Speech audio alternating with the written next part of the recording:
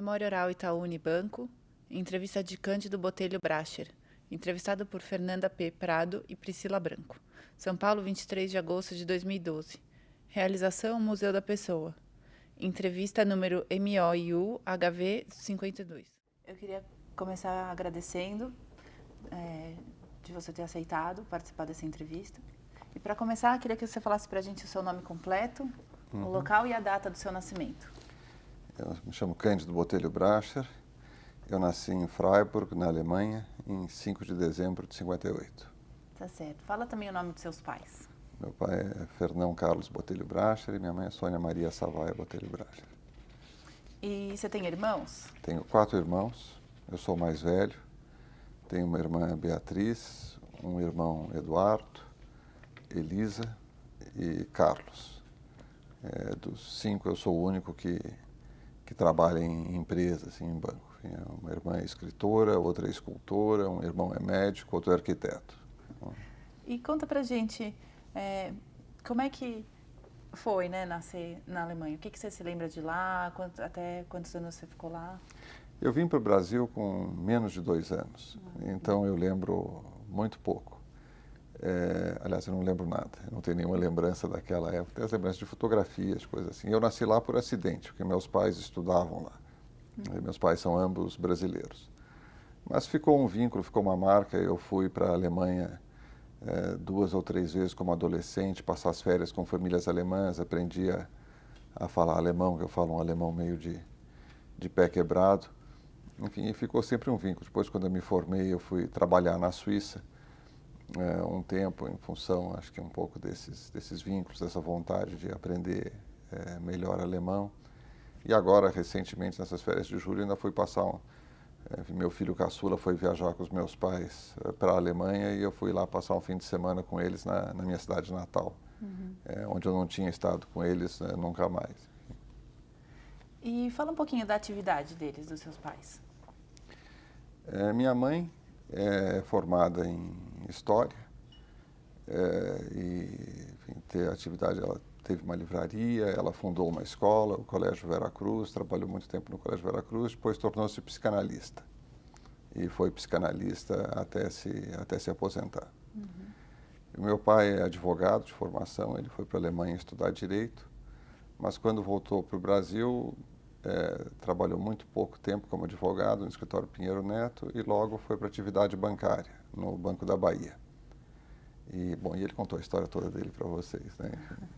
Do Banco da Bahia, ele passou para o Bradesco, para o Banco Central, depois fundou o BBA Acreditanstalt. Nessa época eu me juntei a ele nessa fundação e daí a história de lá para cá é a história dos últimos 24 anos, enfim, BBA Acreditanstalt e Itaú BBA.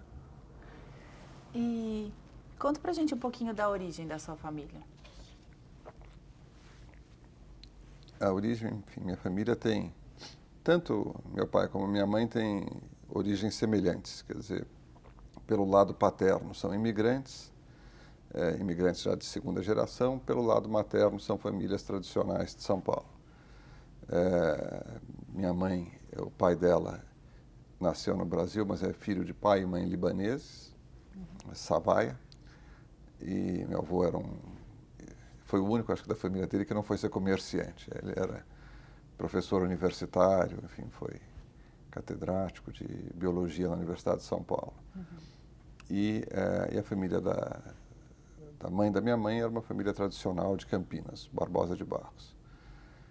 Do lado do meu pai, o pai dele era filho de um imigrante suíço e de uma alsaciana.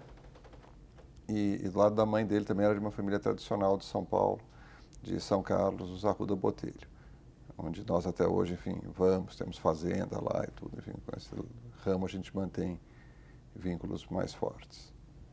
Certo. E o que significava para você, quando você era pequeno, ser o mais velho da família, né? Quais eram as responsabilidades? Como é que era a sua relação com seus irmãos menores? Ser mais velho é uma coisa que marca muito, né? Acho que é determinante na personalidade de uma pessoa, ao menos para mim foi. Primeiro tem a sensação de acho que você querer corresponder muito às expectativas dos pais, tem a sensação de que de alguma maneira os filhos chegam e te tiram o lugar de filho único, os irmãos, né? Enfim, a minha irmã, a mais velha, logo depois de mim, é 3 anos mais moça que eu. Então a minha relação com os meus irmãos, acho que foi de bastante competição quando nós éramos pequenos. E eu não discriminei nenhum, competi com os 4. Mas depois, enfim, ficando já com o fim da adolescência, começando a ficar adulto e tal, acho que nós nos aproximamos muito e temos uma relação muito boa. Mas enfim, eu sempre me pergunto, se eu não fosse o mais velho, se eu teria feito as opções profissionais que eu fiz, tal, quando eu vejo as opções tão diferentes que os meus irmãos fizeram. Uhum. E conta pra gente, como é que era a sua casa de infância? O que você se lembra da casa aqui? Onde é que ela era? É muito fácil me lembrar da minha casa de infância, porque a casa para a qual eu me mudei quando eu tinha 5 anos é a casa que meus pais moram até hoje. Uhum. E é uma casa deliciosa, quer dizer, é uma casa no Alto de Pinheiros, espaçosa, e que sempre foi muito aberta para os amigos deles, de todos nós. Então era uma casa perto do colégio, onde depois eu fiz o colegial, perto de Santa Cruz, então os amigos vinham almoçar em casa, enfim, era uma casa muito, muito acolhedora. E do que você gostava de brincar quando era menino? Jogar futebol, lutar judô, enfim, acho que eu brincava muito. E quem eram os seus amigos nessa fase? Né? Nós tínhamos um grupo de amigos que a gente chamava de Companhia Limitada. Na verdade, éramos todos filhos de pais que eram amigos entre si. E esses pais todos, ou a maior parte deles, eram egressos da JUC e da JEC, a Juventude Universitária Católica, a Juventude Estudantil Católica, que eram movimentos da época dos meus pais, né? E todos nós tínhamos estudado na escola Vera Cruz, enfim, era um grupo que até hoje nós nos vemos, vários de nós. Depois, à medida que eu saí do Vera Cruz, fui para o Nossa Senhora do Morumbi, depois fui para o Santa Cruz, os grupos de amigos foram mudando, foram se tornando os colegas de escola, os colegas de colégio. No Santa Cruz, um grande amigo, depois trabalhou anos aqui no banco junto comigo, que é o Eduardo Vassimon. Enfim, meu grupo de amigos eu vejo ainda hoje, nos meus aniversários, quando reúno os amigos, é um grupo muito antigo e que tem raízes nessa época do colegial, da faculdade. E o que você queria ser quando crescesse, assim, na sua meninice? Trabalhar em banco. Tem uma história muito engraçada que quando a minha mulher estava grávida da nossa primeira filha, que hoje tem 25 anos, nós caímos por acaso, enfim, eu falei que eu não queria assistir o parto, que eu era meio charme, acho que eu nunca pensei em não assistir o parto. Mas ela ficou preocupadíssima, disse, não, vamos conversar com uma psicóloga. E daí caímos numa psicóloga, que quando me olhou, viu o nome e estava assim, eu apliquei uns testes em você quando você tinha 7 anos. Tenho aqui, quer ver? Daí foi lá, pegou os testes, viu? E então eu dizia que quando eu crescesse, eu queria ter 4 filhos, e eu continuava dizendo que eu ia ter 4 filhos, que um filho ia se chamar Fernão, e eu estava justamente discutindo com a minha mulher que se fosse menino eu queria que se chamasse Fernão, e que eu ia trabalhar em banco. Enfim, coisas que nessa época eu tinha 28, 29 anos, enfim, então coisas que 20 anos depois tinham acontecido. E conta da sua escola, né? Você falou um pouquinho do nome delas, mas qual que é a sua primeira lembrança de ir para a escola, de começar a estudar? Eu acho que o Vera Cruz, que foi praticamente a minha primeira escola, praticamente porque antes teve um externato, Dona Anita Guarnieri, que eu lembro assim muito superficialmente, o que eu lembro mesmo tinha que deitar para fazer o relaxamento, tinha que deitar tal, e a professora passava andando assim, e nós deitados lá de olho fechado, fazendo relaxamento. E às vezes a professora passava de saia assim, e daí a gente abria o olho, era grande malandragem, assim, abria o olho quando a professora... Mas isso tinha 4, 5 anos. Mas o Vera Cruz eu acho que é uma escola determinante na minha formação. Uhum. Era uma escola muito legal. Era muito inovadora naquela época, a forma de ensinar matemática e tal, mas eu acho que principalmente a postura diante de problemas. Quer dizer, essa postura de você colocado diante de um problema, parar, examinar e acreditar que você tem capacidade de resolver,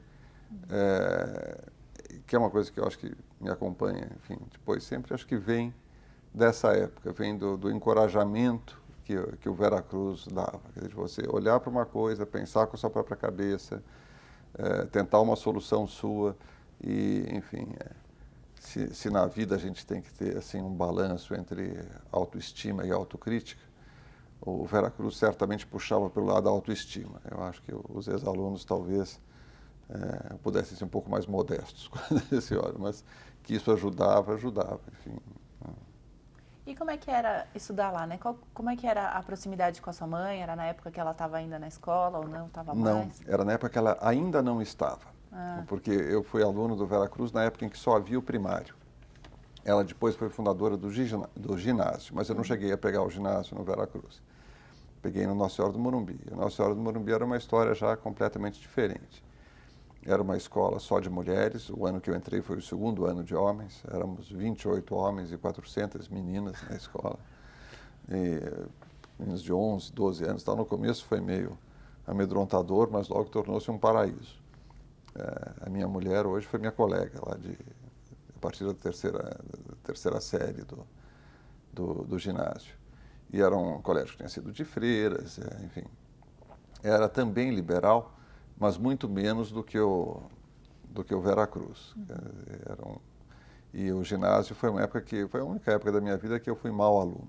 Quer dizer, eu quase repeti de ano, nunca peguei segunda época, mas tinha notas ruins e tal. E nas outras épocas eu era muito bom aluno, era dos primeiros da classe e tal, mas lá realmente o ginásio é uma época que eu lembro sem saudade do meu desempenho acadêmico. E por que você acha que isso aconteceu? Eu acho que todo mundo tem que ter uma época na vida em que você, de alguma maneira, se rebela, a minha fica procurando seus caminhos, se desencontra, fica infeliz, fica, enfim, oprimido pelas expectativas que há em cima de você, enfim. Para mim, acho que foi aquela época. E como é que você encarou essas mudanças de escola, né? Então, do Vera para a escola do Morumbi, para depois para o Santa? Olha, sempre com muito entusiasmo, eu acho. Quer dizer, eu sempre gostei da novidade e eram escolas muito, cada uma a seu modo, mas escolas muito acolhedoras. Quer dizer, no Santa Cruz também foi uma escola muito importante para mim. Eu fui muito bom aluno lá, enfim, realmente gostei muito de estudar, gostei das coisas que eu aprendia. Eu era amigo dos professores, dos diretores. Até hoje eu estou no conselho de administração da escola. Quer dizer, nos últimos 15 anos eu criei vínculos muito profundos com o Santa Cruz. E, enfim, é uma época muito boa, né, quando a gente pensa nisso, enfim, a infância, mesmo a adolescência com as dificuldades e depois, enfim, já o fim da adolescência, dos 15 aos 18 anos, é uma época extraordinária da vida. E se você tem a sorte de estar numa escola boa, com bons professores, e eu me lembro assim com muitas saudades dos professores do Santa Cruz. Enfim, acho que isso te projeta para a vida, né? Te projeta com uma bagagem boa, e não é nem assim aquilo que você sabe que te permite bem no trabalho. Quer dizer, o que eu lembro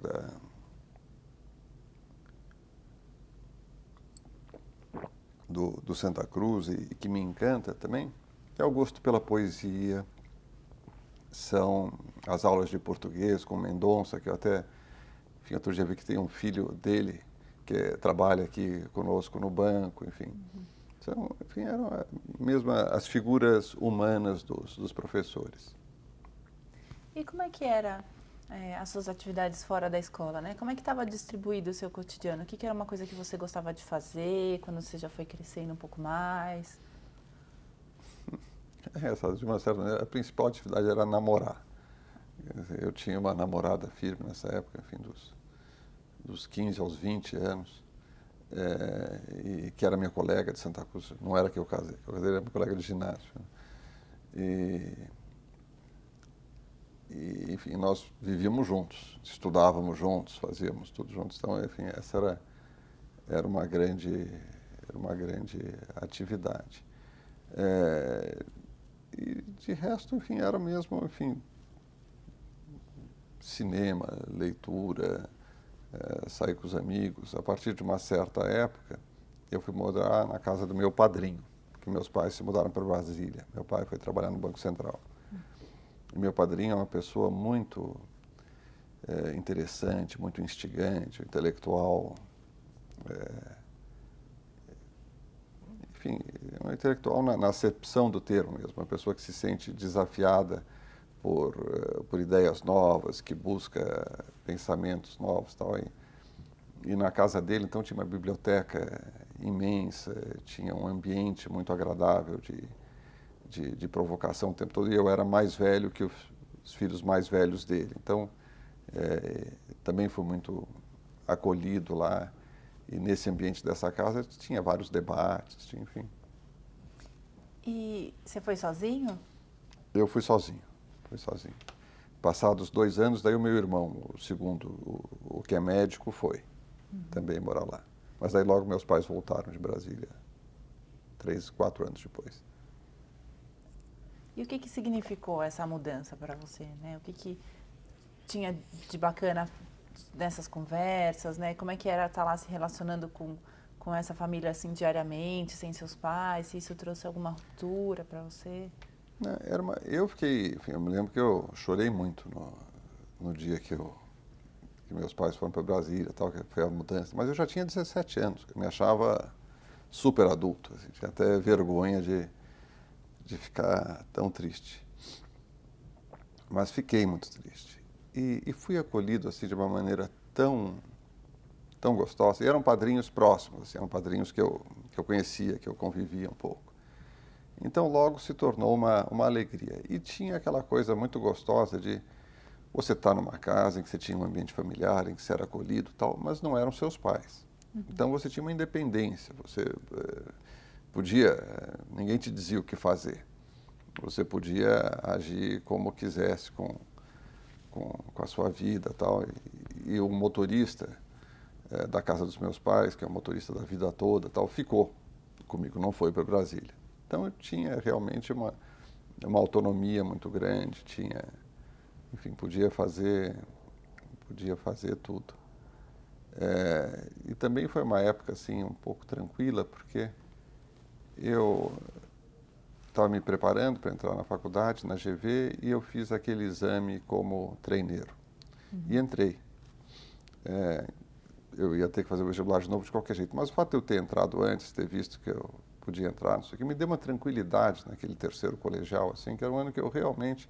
Eu até fazia cursinho e tal, porque eu não queria dar chance para o azar, mas com uma leveza que normalmente as pessoas não têm nessa época. Então eu me lembro lá, enfim, de acordar de manhã, não precisava ir à escola, porque a escola era só à tarde. E às vezes também não ia ao cursinho, então podia nadar, passear, enfim, ficar ouvindo música. Foi um ano assim engraçado, né? O ano do vestibular, mas para mim foi um ano de grande fruição da vida, assim. E quando você parava para ouvir música, que música que você escutava? Naquela época era principalmente Geraldo Vandré. Era música brasileira, tal, mas músicas mais enfim, politicamente engajadas. Eram os cantores chilenos, Violeta Parra, Victor Jara, enfim, essas.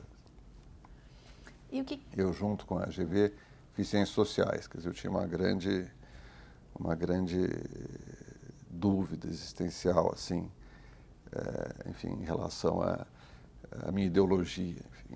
Então... E o que te levou a essas escolhas, né, de faculdade? Então, chegar e prestar ciências sociais junto com a administração? Eu acho que era, enfim, de um lado era a vontade... A GV era aquela faculdade assim, eu que sabia que eu queria, ou eu acreditava que eu queria ter uma carreira profissional semelhante à do meu pai, queria poder casar cedo, ter família, que meus filhos tivessem as mesmas coisas que eu tinha tido, tal, e a GV era, enfim, o viabilizador disso. E eu tinha uma curiosidade intelectual, eu tinha enfim, uma inquietude ideológica, se você quiser, enfim, que era mais satisfeita pelas ciências sociais, que eu acabei não terminando. As ciências sociais eu fiz até o fim do 3º ano, mas aí eu parei. E como é que foi esse período de faculdade, né? E estar nas duas, e ter... em que lugar que você fez as ciências sociais e como é que eram o lidar com as pessoas, né? Com cursos diferentes, com ideias diferentes? Eu acho que eu integrava esses dois mundos razoavelmente bem. Na GV eu era considerado esquerdinha e nas ciências sociais eu era reacionário. Então, mais ou menos eu era eu mesmo nas duas faculdades, mas enfim, visto de ângulos diferentes, né? A GV não é propriamente uma universidade, quer dizer, é uma escola. Assim, ela chama Escola de Administração de Empresas de São Paulo. É uma continuação do Santa Cruz, se você quiser.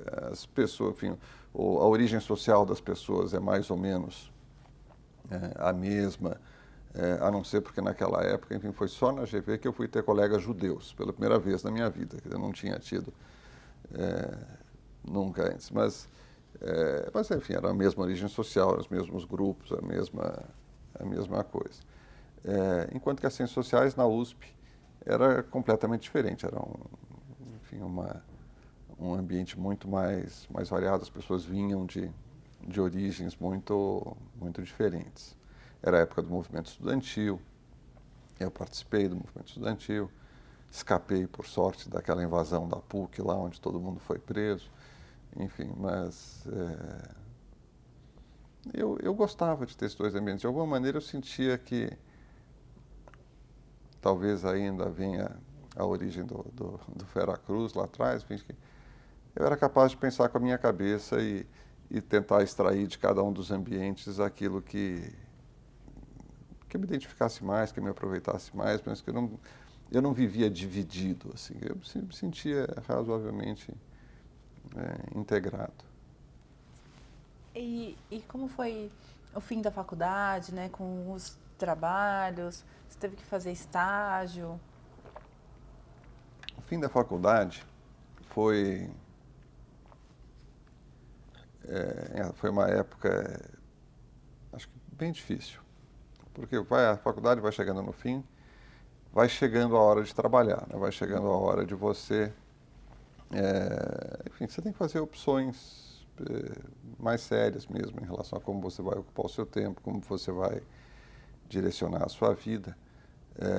Eu, nos últimos 2 anos de faculdade, então aí comecei a namorar e praticamente morar junto com a Tereza, que é minha mulher hoje, enfim. E ali eu tinha umas dúvidas muito, muito profundas em relação ao que eu queria fazer da vida. Eu comecei a fazer estágio numa trading, depois numa empresa exportadora de soja. E, embora eu achasse os trabalhos interessantes, eu olhava para as pessoas com quem eu trabalhava e pensava assim, puxa vida, daqui a 10 anos eu não quero estar fazendo isso que essas pessoas estão fazendo. Não... E o que realmente que eu gostaria de fazer, assim, se eu pudesse, era ser professor primário.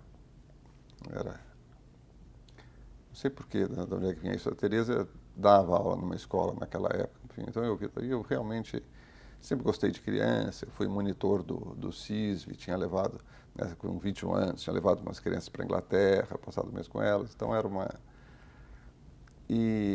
Mas eu queria trabalhar, queria ganhar dinheiro, queria casar, queria, enfim, fazer uma série de coisas. E o último ano da faculdade foi consumido meio nessa dúvida grande. E daí aconteceu uma coisa que foi, para mim, foi um divisor de águas na minha vida, que foi que eu fui para a Suíça. Eu me formei e tal, tinha trabalhado já há 2 anos em empresas aqui, e um pouco antes eu tinha ido para a Suíça, eu tinha visitado um diretor lá que meu pai conhecia de um banco suíço, e ele me ofereceu um estágio, enfim, e um estágio na área de câmbio do banco, Swiss Bank Corporation, na época. E eu fui.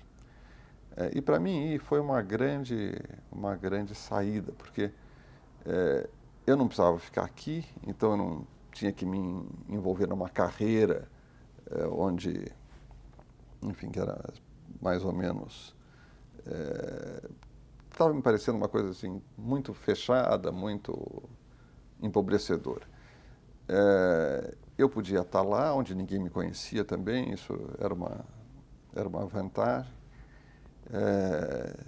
E não conhecia ninguém, era como se eu tivesse mais liberdade para ser realmente aquilo que desse e viesse.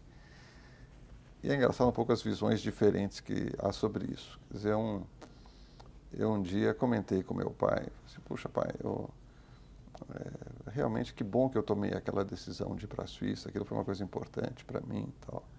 Ele falou, você tomou a decisão? Meu filho, eu tive que te empurrar para dentro daquele avião. Praticamente tive que te empurrar, você não queria ir de jeito nenhum. Tal. Não é a lembrança que eu tenho. Engraçado como a lembrança que eu tenho. Naturalmente eu estava triste de ir, ia deixar a namorada aqui, ia não sei o quê, tal, enfim, estava talvez ansioso. Mas o fato é que quando eu cheguei lá, o ambiente era tão pouco receptivo. Assim, você chega lá, eu falava alemão, mas não falava suíço-alemão.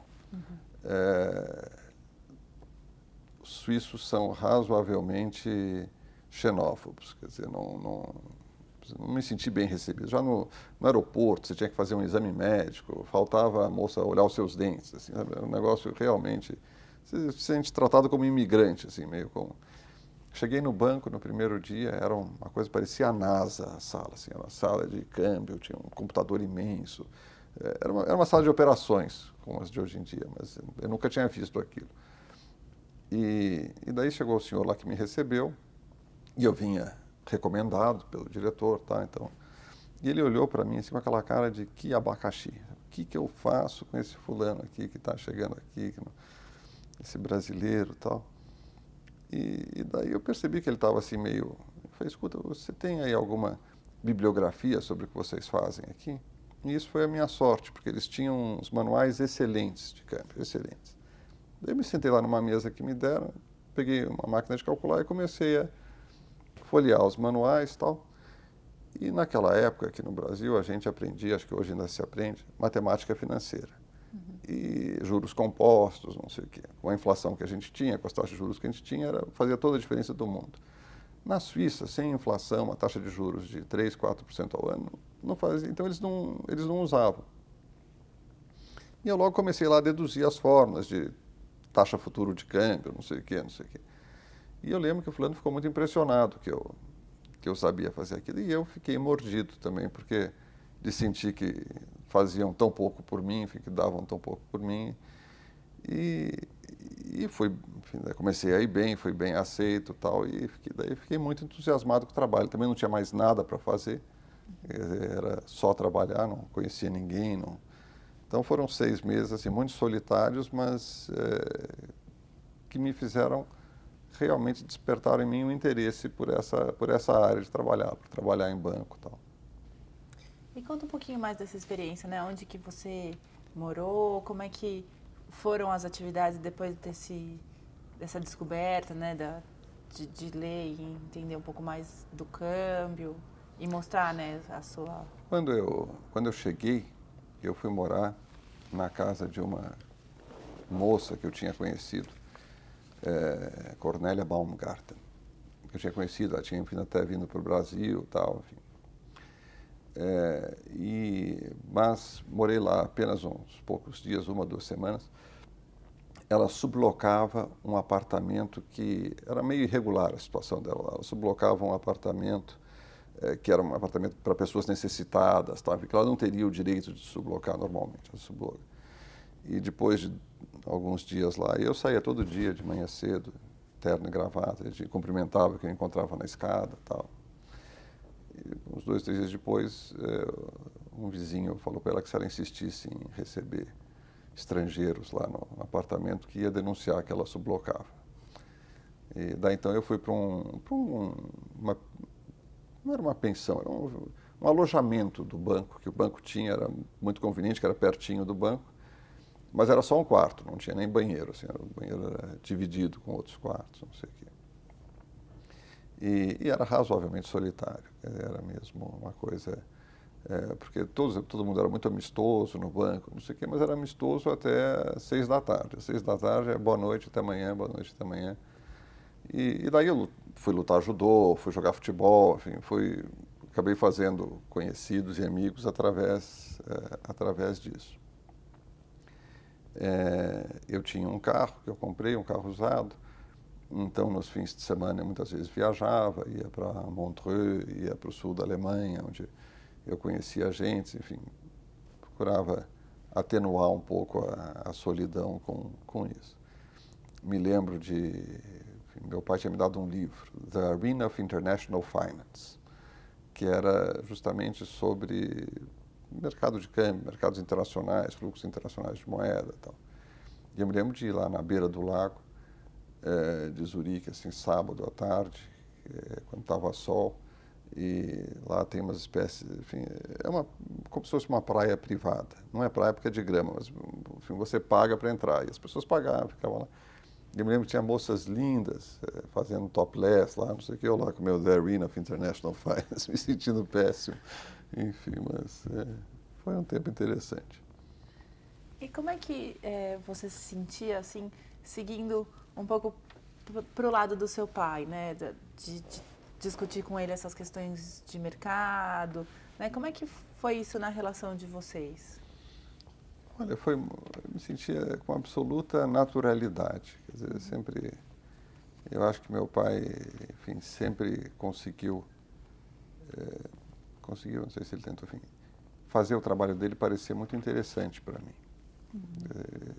Ele dava jantares em casa, dos quais eu participava desde muito, muito pequeno, com economistas, com pessoas, então e ele sempre teve um interesse no trabalho dele, ele sempre demonstrou uma paixão por aquilo que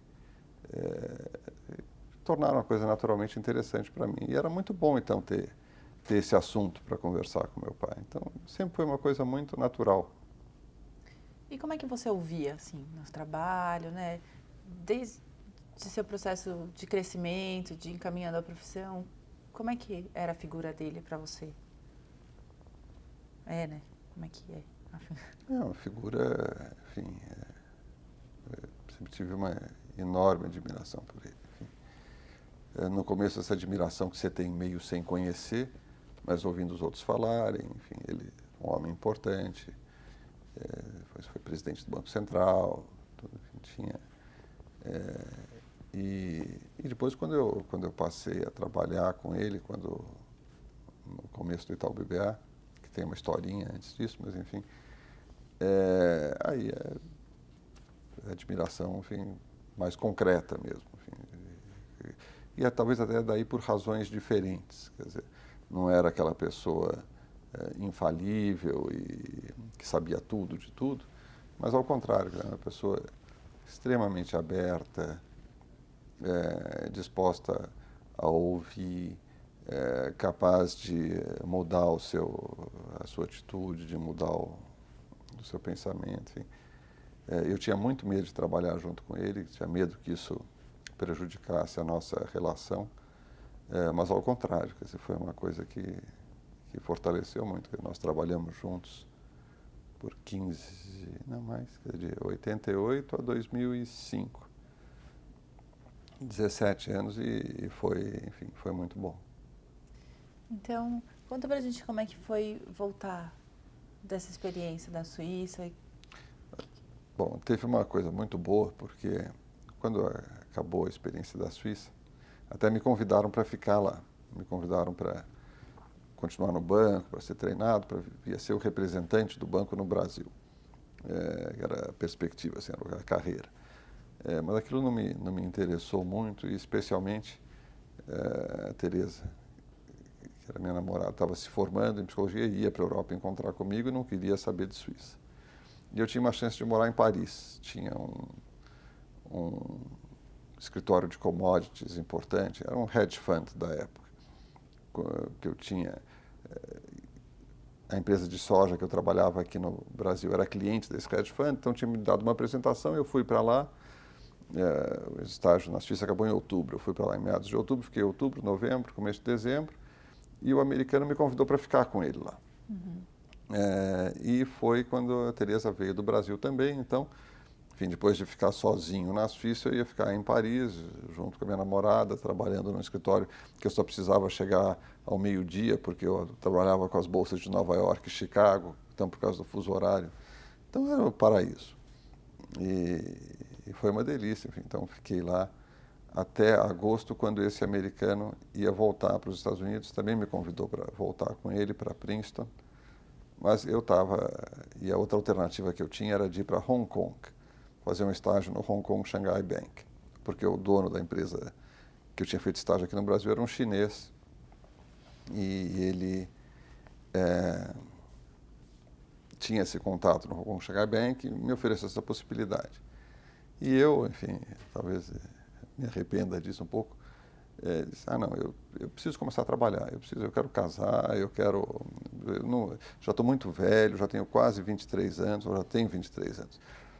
Preciso fazer uma carreira agora, chega de fazer estágio, Então, voltei para o Brasil, e daí me lembro, cheguei aqui no domingo à tarde mesmo, eu fui conversar com o seu Daniel Wei, que era o dono dessa empresa, esse chinês que tinha essa empresa, que era uma pessoa adorável, que me convidou para trabalhar lá, tal, e tinha um determinado salário. Eu achei que não era tão bom assim, pedi uma semana para pensar, e na semana eu fui ver outras alternativas que tinham aparecido durante esse tempo. Então tinha uma corretora que tinha me convidado para trabalhar lá com commodities, tinha um banco que tinha convidado para trabalhar em câmbio, e eu fiz essas entrevistas todas, e na hora que eu estava para decidir, o meu cunhado, que tinha se casado com a minha irmã, que era o Pedro Henrique Mariani, e cuja família tinha um banco, que era o Banco da Bahia, disse assim, não, por esse salário para trabalhar para esse outro banco, eu ia trabalhar no Banco Econômico, que era um banco concorrente. Disse, não, isso você vem trabalhar conosco. E eu tinha uma certa desconfiança, assim, esse negócio de trabalhar com família talvez não seja tão bom, mas acabei indo. E foi muito bom, e foi assim que eu entrei em banco, enfim. A gente parou quando você falou que começou então aí a trabalhar num banco aqui, né? Começou a carreira. E como é que foi começar aqui, né? O seu primeiro dia num banco brasileiro? Como é que eram as atividades, né? Eu acho que daí volta de novo o Veracruz. Porque eu sabia bastante de câmbio, de moedas internacionais, taxas futuras de juros, mas aquilo tudo não se aplicava no Brasil, de uma certa forma. Quer dizer, o Brasil, até talvez se aplicasse se eu tivesse ido trabalhar num banco grande, num departamento de câmbio. Mas o Brasil não tinha uma moeda conversível, até hoje não tem uma moeda plenamente conversível, os mercados futuros aqui eram incipientes, enfim, eu fui trabalhar com uma coisa que não tinha nada a ver com o que eu fazia. Eu ia ser o responsável. O Banco da Bahia era o Banco da Bahia Investimentos. Era o banco, havia antes o Banco da Bahia Comercial, no qual meu pai tinha trabalhado. Meu pai tinha trabalhado com o pai desse genro dele, né, com o Dr. Clemente Mariani. No qual meu pai tinha trabalhado, o banco foi vendido para o Bradesco em 73. E a família Mariani, então, com o dinheiro da venda, ficou só com o banco de investimento, que era um banco... E eu tinha a impressão que naquela época era um banco meio ressentido. Era um banco que se ressentia da grandeza de outrora, e que não tinha mais. Então eu sentia as pessoas assim um pouco...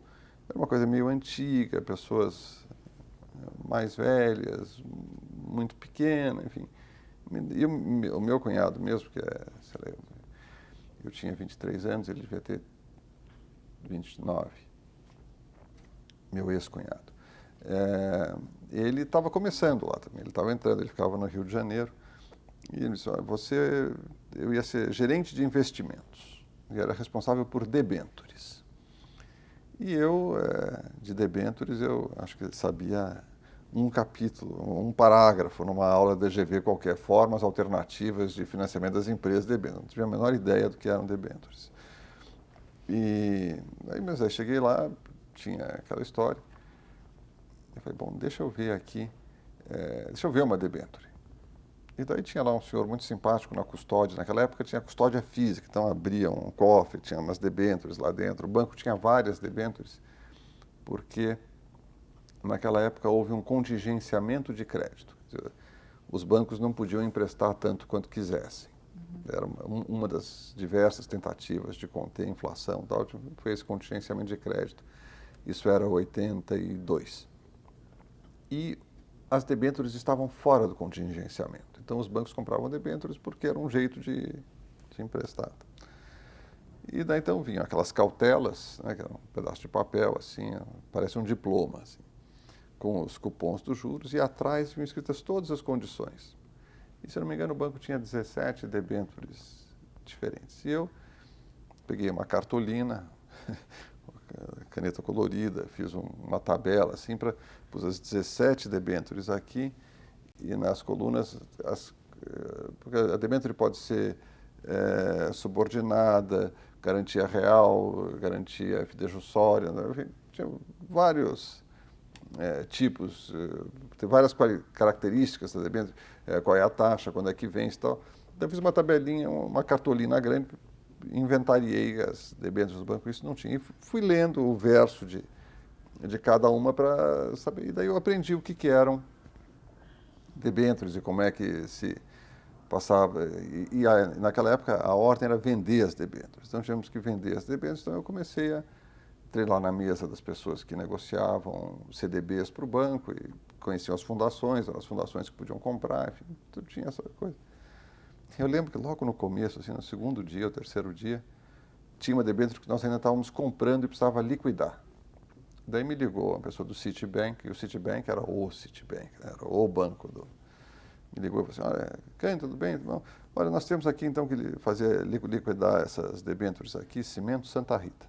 Temos que liquidar essas debêntures e tal, e então não sei o quê, e o PU é tanto.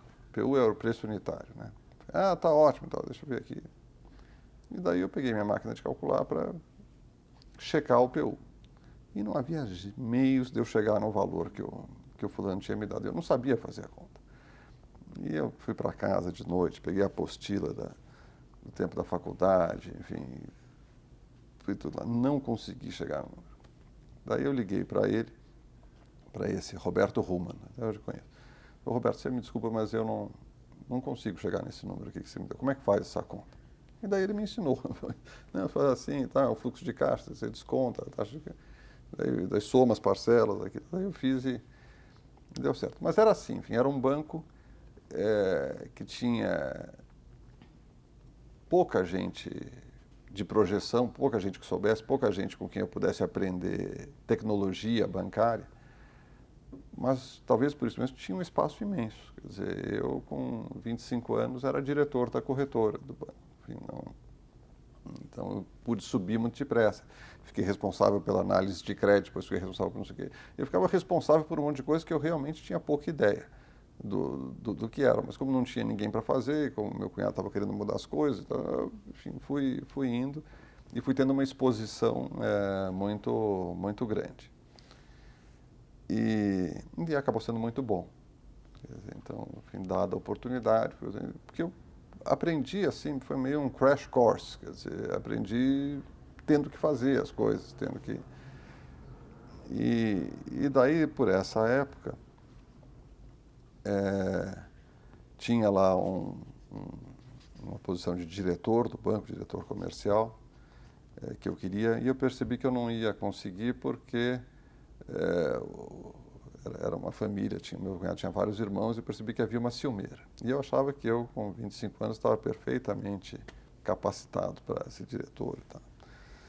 E nessa época surgiu uma oportunidade de eu fui convidado para ser diretor de um banco público, o Badesp, o Banco de Desenvolvimento do Estado de São Paulo. E esse convite surgiu porque justamente aquele meu padrinho era presidente do Banespa, estava deixando de ser, Luiz Carlos Bresser, estava deixando de ser presidente do Banespa, estava entrando um outro, Fernando Millier, que também era primo do meu pai, enfim, essas relações, acho que era um outro Brasil naquela época. E me conhecia, gostava de mim, achava que eu era bom de banco e me recomendou para lá. O presidente tinha sido diretor da GV, era uma pessoa que eu conhecia, eu tinha sido um bom aluno na GV, o professor Gustavo. Enfim, e fui para o Badesp ser diretor. Porque daí eu pensei, falei, olha, eu fico 2 anos, vou ser diretor, se eu fizer um bom trabalho, quando eu acabar eu volto para o Banco da Bahia e daí ninguém poderá dizer que eu sou moço demais para ser diretor, porque eu já terei tido uma experiência num outro banco e tal. E fui. E daí, enfim, a vida deu voltas. Acho que foi muito interessante, foram 2 anos interessantíssimos, porque era um trabalho num banco em que você tinha que gerir e motivar um grupo de pessoas, mas você não podia contratar, você não podia demitir e você não podia promover. Quer dizer, então, no fundo, toda a motivação, toda a construção era criando entusiasmo nas pessoas mesmo, era trabalhando com grupos, enfim, era um pouco no gogó, era fazendo reuniões, mas deu muito certo. Assim, eu acho que o banco, de fato, em modéstia à parte, acho que nós fizemos uma boa gestão naqueles 2 últimos anos do governo Montoro, isso era de 85 a 87. Daí, quando, nesse trabalho, nós juntamos o Badesp com o Banespa, que era o grande banco, aproximamos muito. E no Banespa, eu conheci um vice-presidente que chamava-se Tito Henrique Silva Neto, e que era muito competente, ótima pessoa, etc. e tal, e era enteado do Ulisses Guimarães. Quando acabou o governo Montoro, eu saí, eu ia voltar para o Banco da Bahia, mas ele foi convidado para assumir a presidência do Banco Itamaraty, que era o banco do Olacir de Moraes, esse Tito. E era um banco que era mais ou menos parecido com o que era o Banco da Bahia quando eu tinha começado a trabalhar lá, porque nisso o Banco da Bahia já tinha melhorado muito. Antiquado, tal, não sei o quê. E o Tito me convidou para ir com ele para ser diretor lá. E eu então acabei preferindo ir para lá do que ir para o Banco da Bahia. E fui com ele.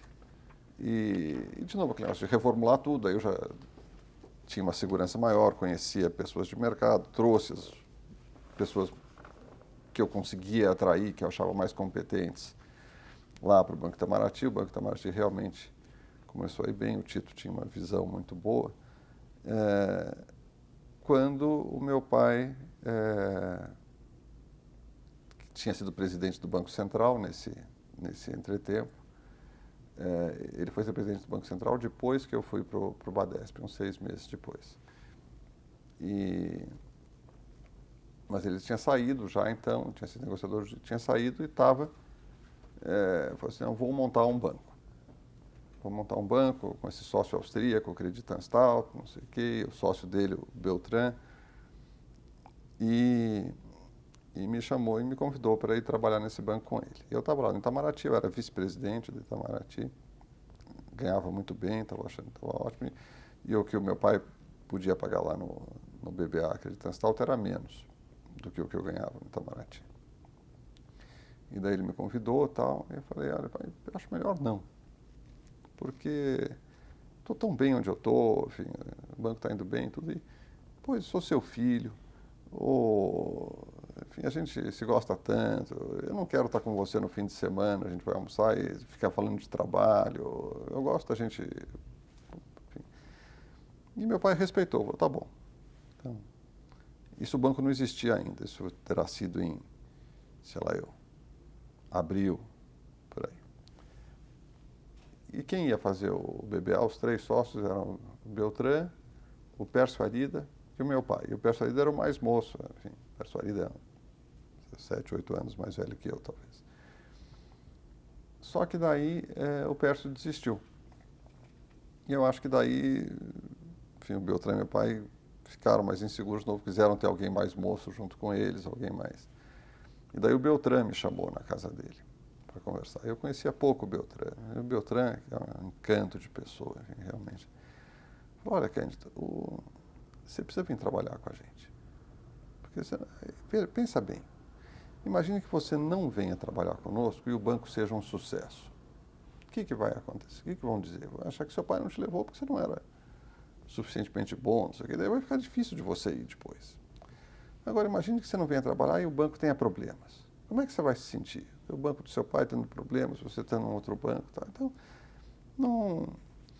Enfim, eu me lembro dessa argumentação dele direitinho na casa dele lá. E eu acho que talvez menos pela argumentação dele e mais pelo fato de que era ele que estava me convidando e não meu pai.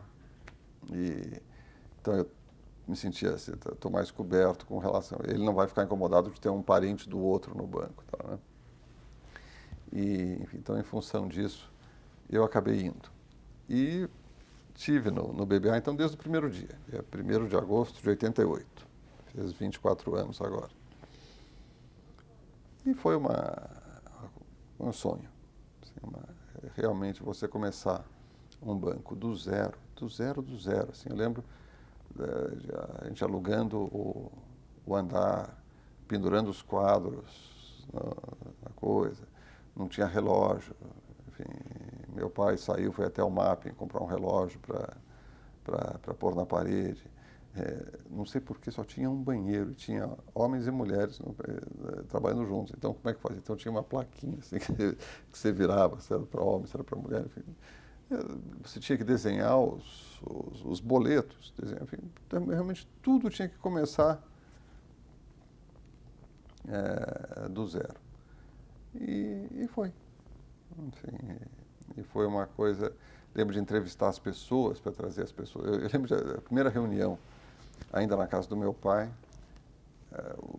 o que iam ser os diretores do banco. Então começa cada um, meu pai abriu a reunião e falou, então cada um conta a sua história. Daí começa o Beltrán. Entrei no Bradesco em 1946, tal, não sei o quê, fiz não sei o quê, saí de lá em 86. Tal. Meu pai, entrei no Banco da Bahia em 1961, vindo da Alemanha, tal. Aí tinha um Emiliano. Eu trabalhei no Banco do Povo em 1900 e bolinha, tal. Falei, meu Deus do céu, onde é que eu vim parar? Estou aqui nesse negócio. Me lembrou, sabe aqueles filmes americanos que tem um bando de aposentados, jogadores de futebol americanos que resolvem montar um time para competir? Eu falei, só tem pessoas mais velhas aqui, como é que vai ser isso? E foi maravilhoso, realmente foi com muita dificuldade, enfim, a situação, teve os planos econômicos, teve momentos de crise, assim, eu me lembro, enfim, o banco começou aí, foi bem, e era assim, impressionante a abertura do meu pai e do Beltrán, porque quando nós começamos o banco, nós não... Podia ser qualquer coisa, o banco. Então, eu lembro que tinha uma ideia do banco ter agência de rua, ter talão de cheques. E eu me lembro de argumentar, assim, não dá, a gente não tem tamanho para ter isso, a gente não tem dinheiro para ter isso. Não, a gente tem que ser um banco de andar, de trabalhar só com grandes empresas e tal. E, enfim, várias outras coisas assim que a gente discutia que, de fato, mudavam o caminho que o banco ia seguir. Eu ficava realmente muito impressionado com como me davam ouvidos lá. Enfim, e eu também dava, enfim, eu também sempre teve esse negócio que, enfim, podia discutir, podia falar. E no fim, meu pai tomava a decisão e também nunca questionei mais fortemente. Eu era muito enfático naquilo que eu acreditava e ele fazia como achava, tal, e sempre funcionou bem assim. Mas eu me lembro no Plano Collor. No Plano Collor foi março de 90. O banco tinha sido fundado em agosto de 88. Quer dizer, o banco não tinha 2 anos ainda. Mas já estava indo muito bem. Já era um banco assim que as pessoas olhavam, porque tinha sido um sucesso, tinha passado bem pelo Plano Verão, estava começando a ter clientes, tá? Enfim, eu ao menos achava que estava indo muito bem. E daí no Plano Collor, aquele negócio, você ficava lá no banco, chegavam pelo telex as medidas do plano de Brasília, né? Decretaram feriado bancário, ficava todo mundo lá no banco esperando chegar as medidas. E cada medida que chegava, você ficava de cabelo em pé, quer dizer, era uma pior que a outra. Não? E no fim tinha um negócio que todos os seus passivos, você, ao resgatar, você resgatava em 20% na moeda nova. 80% você resgatava na moeda nova, 20% na moeda velha, 20% na moeda nova. Mas os seus ativos, as pessoas tinham o direito de te pagar 100% na moeda velha. Então, enfim, não sobrava, a gente fazia as contas e não sobrava dinheiro para os resgates em moeda nova. E eu me lembro, então, foi quinta, sexta, sábado, domingo, feriado, a gente lá contando aquilo. E eu no domingo cheguei em casa exausto e convencido de que a gente tinha quebrado. Eu falei, olha, não dá, não tem. E eu pensava assim, coitado, eu tinha pena do meu pai, né? Coitado do meu pai, a vida toda que tem o banco dele, que trabalhou para fazer e tal. E agora que a gente fez, que está indo tão bem, vem esse negócio e é quebrar. Tá? Eu me lembro que tinha uma Veja, tinha um anúncio na Veja, que era um castelo, uma fotografia de um castelo destruído na Escócia, assim, e estava escrito assim, coragem. Isto era o que restava quando os Highlanders perdiam tudo. E eu falei, nossa, esse cara sabia do plano, porque realmente é... Enfim, então tem outras histórias assim, mas houve então momentos muito difíceis, muito tensos. Depois tudo acabou bem, porque os contratos de exportação eram pagos na moeda nova. E como a gente tinha muitos contratos de exportação, os nossos clientes pagaram na moeda nova. Eu até hoje sou muito agradecido, não esqueço os clientes, porque os clientes podiam fazer uma marotagem também e dar um jeito de trocar moeda nova por moeda velha e te pagar na moeda velha. Então eu me lembro o primeiro cliente que veio, nos procurou e pagou tudo na moeda nova, sem pedir nada. Tal. Era Esteve Irmãos. Eu lembro porque, enfim, nessa atividade de banco de atacado, quer dizer, você tem uma relação muito próxima com seus clientes. São poucos clientes, os clientes têm uma possibilidade de escolher outro banco a qualquer momento, quer dizer, eles não estão presos a você por uma conta corrente, por nada disso. E você realmente estabelece relações de confiança que eu acho que são muito, muito importantes. Enfim, então foi isso. Eu queria voltar um pouquinho para você contar para a gente como é que foi esse primeiro dia de banco. Então, depois de vários planos e reuniões, como é que se decidiu a data, o abrir? Como é que foi esse dia? O que teve? Bom, alugamos então o andar lá na Líbero Badaró,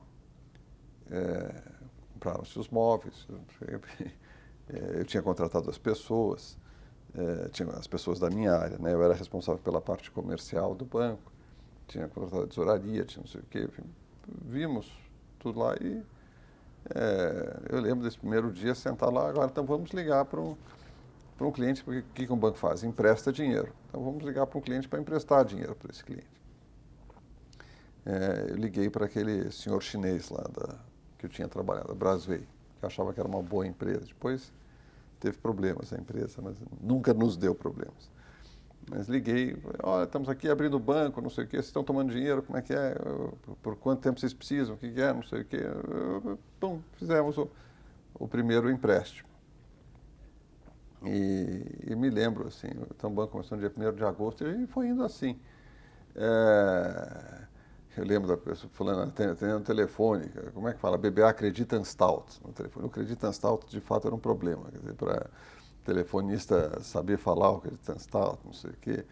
Então, tinha para treinar ela a falar, enfim, tinham coisas muito, muito engraçadas, realmente.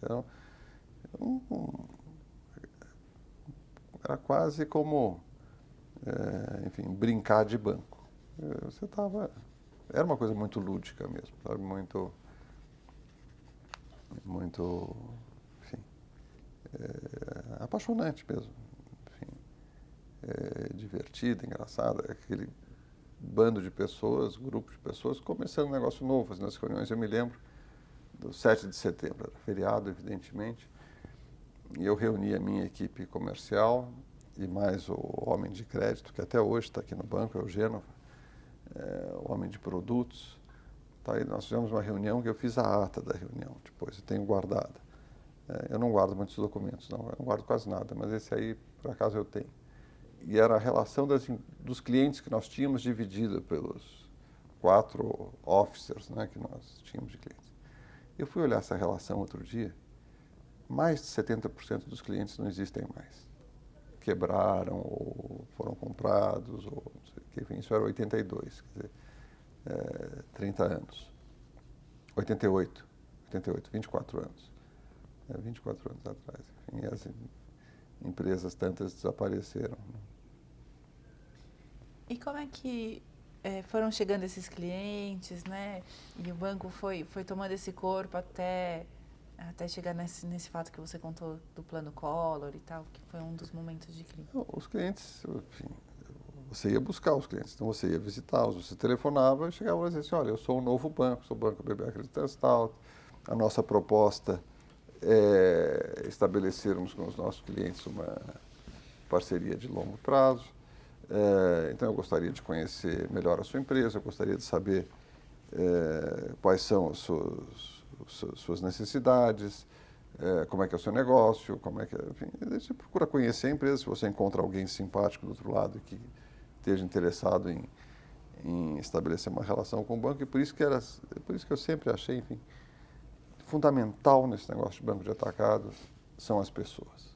As pessoas é a coisa mais importante. O banco, enfim, você precisa de capital, mas capital outros também têm. Você precisa de uma boa reputação você tem, outros também têm. E você, para se diferenciar, você precisa ter os melhores profissionais. Porque as empresas não têm... todo mundo quer fazer operações especiais, mas você não chega numa empresa e diz qual é a operação especial que a senhora tem hoje para fazer. Você chega numa empresa e pergunta quais são as dificuldades que você tem.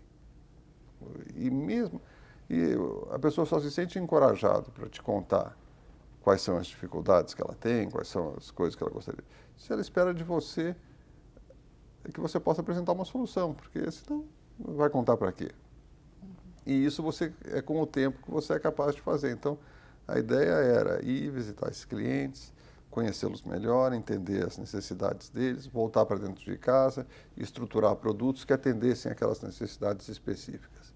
E naquela época, era a época da inflação muito alta, era a época do risco de desvalorização constante. Então, as empresas tinham, de fato, muitas necessidades financeiras, muitas fragilidades. Então, era possível você criar produtos especiais para atender a necessidade dessas empresas. Era possível você se destacar, você fazer diferente. Se você tivesse uma postura ousada e humilde ao mesmo tempo, quer dizer, de ir entender e de não dizer, olha, aqui a empresa vem e o que eu tenho é isso, quer, não quer, passe bem, não. Mas como é que eu posso fazer um produto para resolver o seu problema? Enfim, isso foi criando um universo de clientes, acho que foi criando uma reputação no banco de ser um banco. E depois tem o seguinte, tinha aqueles planos econômicos, né? Teve o Verão, Collor, enfim, uma série de crises. Em cada uma dessas crises, boa parte dos nossos concorrentes, tinha muitos bancos estrangeiros, naquela época, Norquen, eu lembro, era um banco que se destacava, Norquen, o Citi, o JP Morgan, era um banco atuante com clientes e tal. Vinha uma crise, eles sumiam dos clientes. Um tal de começar a cobrar os empréstimos de volta. Então, nessa hora, se você fosse um banco constante, se você tivesse um compromisso de mais longo prazo com seus clientes, e se você não ficasse com tanto medo do Brasil, mesmo porque a gente estava no Brasil, não tinha outra alternativa, não tinha outro lugar para onde ir. Então, você começa a adquirir com os clientes uma reputação de comportamento consistente. E eu acho que foi isso, enfim, que fez com que o banco fosse isso, aliado enfim, a ter pessoas muito boas, a ter essa disposição de competir, a ter uma preocupação grande com ter as coisas controladas, com ter uma boa cultura, com todo mundo ter uma postura de dono, e muita sorte também, porque ajuda, enfim, foram uma série de planos econômicos. Em cada um daqueles planos, as regras do jogo mudavam completamente. Se você tivesse de pé trocado, podia ser muito perigoso, mas nós tivemos a sorte de, enfim, não estarmos.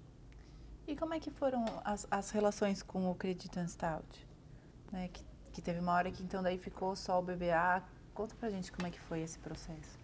Olha, quer dizer, o Creditanstalt eram pessoas também no início. Quer dizer, era o Otto Karl Finsterwalder, era o Heinz Gruber, era o Alarich Fenivesch. São pessoas que meu pai que tinha o conhecimento delas, porque tinha sido membro do Conselho Internacional, e o Creditanstalt tinha então uma dívida, créditos contra o Brasil, que ele tinha dificuldade de receber. E surgiu então esse Debt for Equity Swap, que era a possibilidade de transformar a dívida em capital de alguma coisa dentro do banco. E eles acharam que era uma boa ideia ter um banco aqui. Mas sabiam que o Brasil tinha suas peculiaridades, era um mercado muito complexo, muito difícil, que para ter um banco aqui era bom ter um administrador local. Conheciam meu pai, e daí então, enfim, acho que procuraram meu pai para ser administrador. Meu pai disse: olha, administrador só eu não quero ser, porque para ser administrador eu vou ser administrador de um banco maior aqui no Brasil. Mas se for para eu ser sócio, para eu ser... E daí então eles financiaram meu pai e o Beltrán, enfim, aquela história toda. E essa relação sempre foi conduzida pelo meu pai, e eu acho que com maestria, porque acho que o princípio sempre foi transparência absoluta. Enfim, tudo que se fazia se mostrava, não tinha nenhum segredo, tudo era discutido, tudo era mostrado e tal. Mas eles nunca interferiram na gestão do banco, de fato. Recebiam as informações, ouviam, faziam perguntas. Uma época que acharam que a gente estava vendido demais em câmbio, ganhamos muito dinheiro com isso, aliás, foi em 94. Eles disseram: não precisamos criar uns limites para isso, então criamos uns limites para isso. A coisa foi evoluindo assim. E foi uma relação assim, extremamente construtiva sempre. É verdade que aquela nothing succeeds as much as success. Quer dizer, quando a coisa vai indo bem, é mais fácil você se dar bem. E sempre foi bem. Não tivemos nenhum grande tropeção, graças a Deus. Então, enfim, a coisa caminhou muito bem, até que eles foram vendidos. Quer dizer, o Creditanstalt foi vendido para o Banco Áustria. Daí já mudou um pouco o grupo de pessoas com quem nós nos relacionávamos. Logo depois, o Banco Áustria foi vendido para o Hypovereinsbank da Alemanha. Daí mudou mais ainda. E sempre o relacionamento foi bom. Mas daí nós já tínhamos nos tornado grandes, médios. A gente não era mais aquele banquinho de 20 milhões de dólares do começo. Então também, se nós provocássemos, se nós tivéssemos uma grande perda, tal, já era alguma coisa que podia machucar o banco sócio. Porque no começo não podia, porque era muito pequenininho. E, ao mesmo tempo, o mundo ficando perigoso. Segunda metade dos anos 90. Crise asiática, crise russa, desvalorização do real, crise argentina, enfim, tinha... e eu acho que aí está a raiz de nós termos feito um negócio com o Itaú. Quer dizer, porque nessa sucessão de crise, aí eu já era o tesoureiro do banco. Nessa sucessão de crise, eu me preocupava muito, porque nós tínhamos, nessa época, não sei, um patrimônio talvez de 600 milhões de dólares, ativos de 6 bilhões de dólares, e nós tomávamos dinheiro emprestado do mercado para emprestar para os nossos clientes, como qualquer banco faz. Mas nós tomávamos dinheiro de uma maneira concentrada, nós não tínhamos agências que pudéssemos tomar do público, tomávamos de fundos de pensão, tomávamos do interbancário, tomávamos de empresas, tomávamos de grandes bancos internacionais. A fragilidade do funding concentrado é que ele pode ir embora muito depressa. E então, sempre foi importante para nós a ideia de que nós tínhamos um sócio forte que era um emprestador de última instância. E que se houvesse uma crise, se houvesse um problema, a gente tinha costas quentes e seríamos socorridos. Nunca precisamos disso. Nos anos todos, nunca precisamos disso, ao contrário. Quer dizer, nós éramos um banco que nas crises, em geral, ganhávamos liquidez ao invés de perder liquidez. Mas com aquela sucessão de crises, e agora a gente já mais distante do sócio sendo um banco alemão que não tinha história conosco, eu vivia apavorado que um dia algum alemão lá dissesse, olha, sabe aquele nosso investimento no Brasil? Aquilo não é um investimento estratégico, aquilo é um investimento financeiro, a gente pode vender qualquer dia. Então, na hora que o mercado tiver a impressão de que nós não temos costas quentes, quer dizer, a gente pode sofrer uma corrida e isso pode ser muito ruim.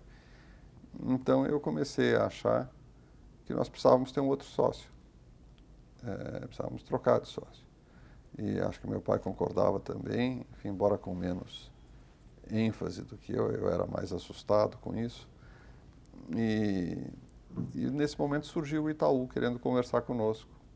E daí, enfim, desenrolaram essas conversas que deram no Itaú BBA. E como é que foi esse processo, né? O desenrolar dessa conversa, né? Como é que está hoje, né? O que aconteceu? Foi interessante, porque, enfim, nós achávamos que os alemães pudessem querer vender, então, e daí o Vassimon chegou um dia no banco dizendo que tinha sido procurado pelo Alberto Barreto, do Itaú, e que o Alberto falou assim, olha, se os alemães um dia quiserem vender, a gente pode se interessar em comprar. Daí nós fomos para os alemães e dissemos, olha, se vocês têm interesse em vender, não façam nada. Deixa a gente trabalhar, porque é muito delicado isso, se sair no mercado que vocês estão vendendo, fica horrível, não sei o quê. E começamos a conversar com o Itaú. Meu pai, as conversas foram conduzidas pelo meu pai com o Roberto. E daí teve um momento em que os alemães tinham 48% do banco. O Itaú disse que queria comprar 50%, 51%. Bom, bem, comprar 50%, 51%. Mas o fato é o seguinte, como é que vai fazer no dia seguinte? Quer dizer, nós vamos ser 51% do Itaú, mas o Itaú tem lá a Itaú Corp. E eu vou visitar a Volkswagen e vou propor um empréstimo para a Volkswagen. O Itaú vai visitar a Volkswagen e vai propor um empréstimo. A gente vai competir entre a gente? E como é que vai fazer com o limite de crédito? Soma, esse negócio não funciona. Eu falei para o meu pai, bom, o que funciona então? Eu sentei com o Vassimon, que era esse meu colega, que tinha vindo do Itaú muitos anos antes para o BBA. Nós passamos um domingo na casa dele, fazendo uma folha de papel como é que poderia ser o banco. E a ideia era, não, eles pegam a Itaú Corp e juntam no Itaú BBA. Então fica toda a atividade de grandes empresas num lugar só que é o BBA, o Itaú BBA. E daí eu lembro que a gente mostrou a ideia para meu pai falou assim, tá ótimo, eles já combinaram com os russos? Eu falei, não, eu acho que eles aceitam tal. Daí então foram lá, meu pai foi, continuou a conversa. E o Roberto gostou da ideia, só que daí eu não quero ter 51%, eu quero ter muito mais do banco. E, bom, pode ter mais, desde que a gente tenha devido controle, que a gente possa ter controle da gestão do banco, porque isso é muito importante. Enfim. Então, essa conversa durou, eu acho que de março de 2001 a novembro de 2002. E foi uma conversa muito... aquelas conversas que você não pode... Você tem que fingir que você não tem pressa. E meu pai, de fato, não tinha pressa. Meu pai, ele, enfim, estava fazendo aquilo mais porque o conjunto das pessoas achávamos que devia fazer. Ele não... Mas eu tinha muita pressa. Eu estava apavorado. Quer dizer, naquele ano de 2002... aquela crise terrível da eleição do Lula, eu pensava, meu Deus do céu, se tiver uma corrida bancária aqui, enfim. O banco estava indo bem, estava dando resultado, mas eu trabalhava com 3 bilhões de reais no caixa, enfim, porque você tinha que ter muita liquidez para se tivesse um evento desse. Eu não achava razoável o risco que a gente estava correndo, não o risco de crédito, esses riscos, embora naquele ano de 2002 todas as empresas tenham ficado pior e, enfim, a qualidade do crédito tenha se deteriorado, mas nunca nos ameaçou. Mas o meu medo mesmo era o risco do banco sofrer uma corrida de depósitos. Mas você não podia dizer que estava com pressa, porque quem disse que está com pressa negocia mal. Então era aquela conversa que ia, voltava, daí uma proposta, ficava 2 meses para voltar. Mas foi. E daí o acordo foi feito, 4 de novembro de 2002. E é impressionante, né? Quer dizer, isso faz 10 anos agora, então as coisas funcionaram, eu diria assim, Muito bem. Assim, eu tenho a impressão que quando uma coisa é bem discutida no início, e as pessoas têm clareza de propósito e atuam de acordo com aquilo que tinham de fato se proposto a fazer, funciona bem. Porque enfim, o banco se desenvolveu, acho que de maneira excelente. Quer dizer, tudo foi cumprido. Quer dizer, a Itaúcorp juntou-se com o Itaú BBA, nós criamos então um novo banco que tinha autonomia, que era separado, e a gente pôde então ganhar mercado. E acho que foi assim, o banco cresceu muito, todo mundo ganhou com isso. Acho que foi muito bom. E como é que foi a junção, né, dessas duas empresas? Então, vim o Itaúcorp para cá e trabalhar sobre uma mesma plataforma? Primeiro, não foi vir para cá. Isso era uma coisa, nós achamos que era muito importante que fosse um banco novo. Que não fosse nem o BBA, nem a Itaúcorp, fosse o Itaú BBA. Uhum. Então, para isso, uma coisa que dizemos, é muito importante, vamos por uma localização nova. Não vamos nem ficar onde é o BBA, na Avenida Paulista, nem ficar onde é a Itaúcorp, no Jabaquara. Então, nós alugamos esse prédio aqui. Então, todo mundo mudou-se para cá. De maneira que você não tinha aquela situação... Claro, no começo foram lá para Paulista, mas foram só alguns meses até antes de vir para cá. Então, você não tinha aquela sensação de um estar entrando no lugar do outro. Uhum. Então, a gente achava que isso, para criar essa cultura, essa ideia de que essa integração era muito importante. Depois nós tivemos uma ajuda grande da McKinsey no desenho. Quer dizer, eu me lembro, eu chefiei esse negócio, esse esforço naquela época com a ajuda da McKinsey, então eu entrevistei todo mundo da Itaúcorp, eu conhecia as pessoas do Itaú BBA e fomos pegando de cada área quem é bom para ficar isso aqui, como é que junta isso, como é que junta aquilo. Enfim, mas de uma certa forma eu já tinha feito um banco uma vez, né? Esse trabalho eu sabia fazer, enfim, então foi... E quais são os desafios de se trabalhar com um banco de atacado, né, que tem essas proporções? Olha, eu acho que o principal desafio de crescer, o principal desafio é crescer. Quer dizer, porque você trabalhar com um banco de atacado precisa ter agilidade, precisa ter flexibilidade, precisa conseguir se adaptar às necessidades dos clientes, tudo aquilo que eu falei agora há pouco. Quando você é pequeno, isso é muito fácil. Você tem os problemas de ser pequeno, que você não pode fazer uma grande operação para o seu cliente, você não pode, mas você consegue ser ágil, ser flexível, não sei o quê. Quando você fica... E mesmo a questão da qualidade das pessoas, quer dizer, você dar o exemplo, e você, num banco pequeno, você conhece todo mundo, você vê quem é bom, quem não é bom, não sei o quê. Quando você vai ficando grande, você precisa introduzir processo naquilo que você está fazendo. Realmente, se você não tiver processo, você se perde, porque o seu exemplo só, ele não é mais visto por todo mundo. Você não conhece mais todo mundo com quem você sobe no elevador, enfim. Então, quando você cresce, tem essa necessidade de você ter processos que permitam você conduzir uma instituição grande e ter o mesmo grau de flexibilidade, o mesmo grau... Enfim, dos nossos itens do nosso DNA que nós falamos ser grandes e pequenos ao mesmo tempo. Grandes porque somos grandes e pequenos para ter esse sentimento de agilidade, flexibilidade, de humildade diante do cliente. A gente estava falando dos desafios, né, de ser um banco nessas dimensões. Eu queria agora que você falasse um pouco para a gente como é que é ele atuar em outros países, né, e está começando a buscar outros espaços, né, outros mercados. Como é que é essa relação com culturas diferentes e modos de agir diferentes? Olha, eu acho que esse é o nosso... Enfim, essa é uma das nossas 4 vertentes estratégicas hoje, eu acho que é o grande desafio. Estou falando do Itaú BBA, mas também vale para o Itaú Unibanco. Porque o Itaú Unibanco, para se expandir internacionalmente, ele precisa comprar um banco, precisa aparecer um banco para ele comprar. Não dá para você chegar num novo país e abrir 10 agências, depois crescer organicamente. Já para um banco de atacado é possível. Nós estamos abrindo agora na Colômbia assim. Chega, pede uma licença para o Banco Central, obtém a licença, manda um capital, aluga um andar, contrata as pessoas, enfim, de novo. Agora, é fundamental, quer dizer, essa história de você pensar com a cabeça local. Embora você tenha os seus princípios vem da nossa cultura, é uma cultura crescida dentro do Brasil, portanto tem esse pano de fundo de Brasil, e tem os princípios, que são princípios, acho que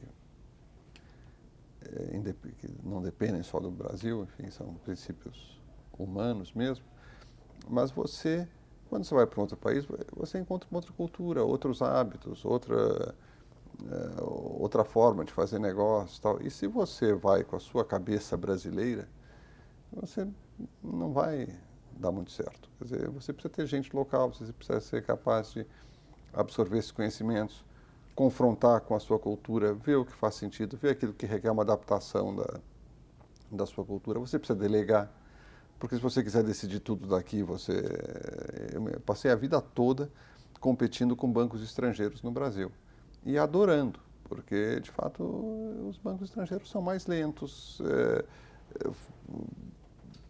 dão uma trava, param quando não é para parar, enfim, eu acho que cometem uma série de enganos, aquilo que ao menos que me parece, enganos, enfim, que decorrem de uma pouca familiaridade com o mercado local.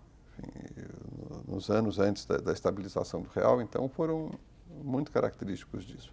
E hoje, quando eu me vejo diante de determinados desafios, decisões de crédito no Chile, na Colômbia, eu digo, meu Deus do céu, eu estou igualzinho àqueles bancos estrangeiros no Brasil, porque eu não conheço o empresário lá. Eu não sei, enfim, não sei como avaliar esse comportamento. Eu preciso ter gente boa do local que me diga isso, eu preciso delegar para essas pessoas. Então. E ao mesmo tempo você precisa ter uma certa padronização. Enfim, eu acho que o HSBC tem um bom lema para isso, né? Que é Think Global, Act Local. Quer dizer, acho que você realmente precisa ser capaz de fazer isso. Tem sido um aprendizado muito interessante, muito agradável, muito gostoso, porque você entra nesses países e você vê que tem espaço para um banco como o nosso. Quer dizer, você conquista clientes, eles gostam, ainda mais agora que a gente tem o tamanho que tem, que a gente pode fazer grandes operações, enfim, realmente é uma... E como é que foi a chegada do Unibanco para o Itaú? Teve algum impacto com o Itaú BBA? Como é que foi essa chegada? Ou essas conversas, a notícia? Olha, eu fui informado antes desse processo todo. Eu tenho já há muitos anos uma amizade pessoal grande com o Pedro Moreira Salles. O Pedro, inclusive, logo depois que a gente fez o Itaú BBA, me convidou para trabalhar no Unibanco. E eu me lembro que ele falou, Cândido, ele me convidou para almoçar, tá? Disse, Cândido, é o seguinte, tudo bem, você já fez um negócio, agora aquele negócio lá é Itaú e tal, vem para cá trabalhar com a gente. E, Pedro, eu não posso, levei todo mundo que eu conheço para lá, assumi compromisso com todo mundo, enfim, tenho... eu falei, olha, Pedro, a única hipótese de eu vir trabalhar com você é se o Roberto tiver outros planos para a sucessão do meu pai. Meu pai era o presidente do banco. E se ele tiver, daí de fato, mas se ele não tiver, eu quero ficar lá, tenho que ficar lá. E agora, se você quiser, eu converso com o Roberto sobre isso, mas eu vou estar me alavancando. Não, eu quero tanto que você venha que você pode conversar com o Roberto. E daí eu conversei com o Roberto, tive a impressão até que o Roberto ficou chateado. E falou, não, de jeito nenhum, fique aqui e tal, não sei o quê. Eu fiquei muito contente. E falei para o Pedro. Mas enfim, tinha essa amizade com o Pedro, continuei tendo, sempre tive. E o Roberto, sabedor disso, me conversava comigo às vezes, a gente conversa bastante sobre o que o Pedro acharia disso, o que o Pedro acharia daquilo e tal. Então, enfim, não completamente, mas à medida que era interessante, que era necessário, o Roberto foi me mantendo a par das conversas, e até uma reunião entre eles foi feita lá em casa. Normalmente eram feitas na casa do Israel Weinborn, mas teve um dia que acho que o Israel estava de férias, né, e a conversa foi feita lá em casa já poucos meses antes da conclusão do do negócio. E a chegada do Unibanco foi um desafio muito grande, quer dizer, porque naturalmente uma fusão dessas é muito desestabilizadora para as pessoas. Todo mundo fica com medo. O que vai acontecer comigo? Como é que eu me coloco? Qual é o meu novo lugar? O que vai mudar? E as pessoas do Unibanco, então, amedrontadíssimas, eu acho, porque, né?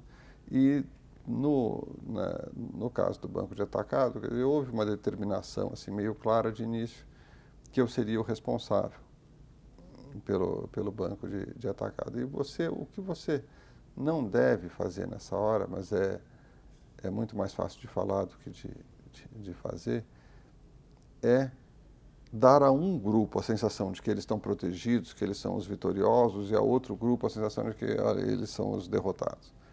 Porque você perde a essência da fusão. O que de melhor existe numa fusão de banco de atacado são as pessoas que você pode acrescentar ao seu time. Porque os clientes são os mesmos. Não veio nenhum cliente novo com o Unibanco.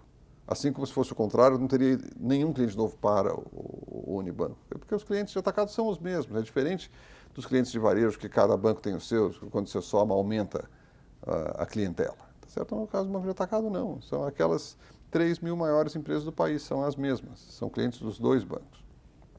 Então você precisa encorajar as pessoas a ficarem. E é difícil. Quer dizer, o jeito de você fazer isso é você dar a entender a elas que haverá um tratamento meritocrático, correto, que as coisas vão ser bem avaliadas, que vai ser. Mas isso é subjetivo. Então, e é claro que todo mundo se sente inseguro, é natural que as pessoas se sintam inseguras. E quando as pessoas se sentem inseguras, você corre o risco da seleção adversa.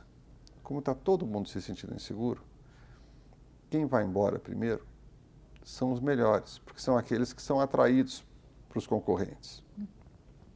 Então, como você evita isso, enfim, é uma coisa delicada. E nós tivemos muita sorte, eu acho. Nós tivemos algum talento aqui, como fizemos isso, mas muita sorte de que a fusão ocorreu no momento da crise mundial. E que então não havia tanta pressão dos concorrentes, tanta busca por pessoas. Então nós não fomos atacados nesse momento e tivemos tempo para cometer os nossos erros, os acertos, enfim, e conseguir fazer, acho que, uma ótima mescla das equipes.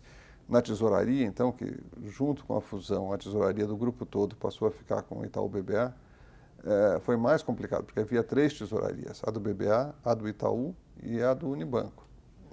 E, enfim, tivemos que juntar as 3 tesourarias.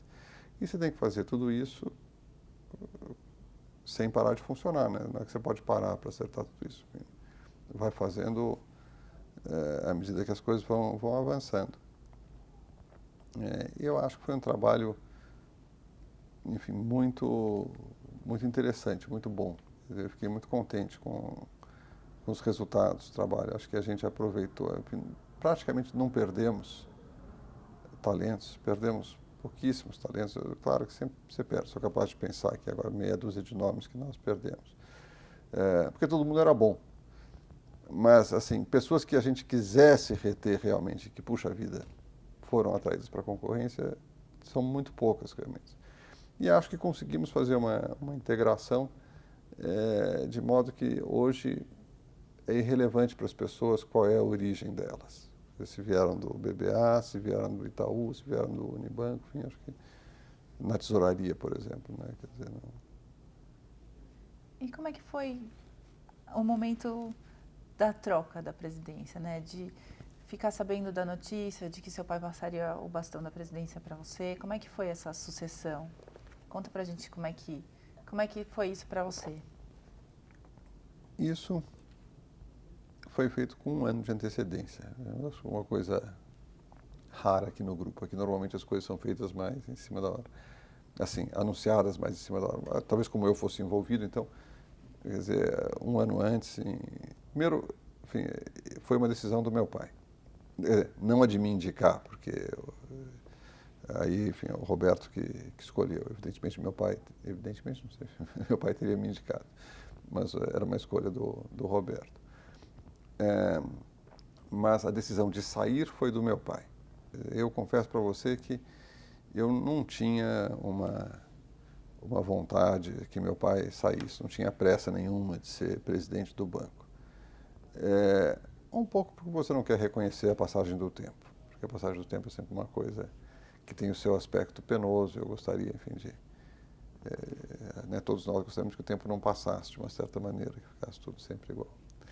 Mas outro pouco porque, de fato, a função que eu desempenhava, que era a função de ser o diretor responsável pela área comercial e depois também pela tesouraria, porque o meu colega que respondia por isso ficou doente depois.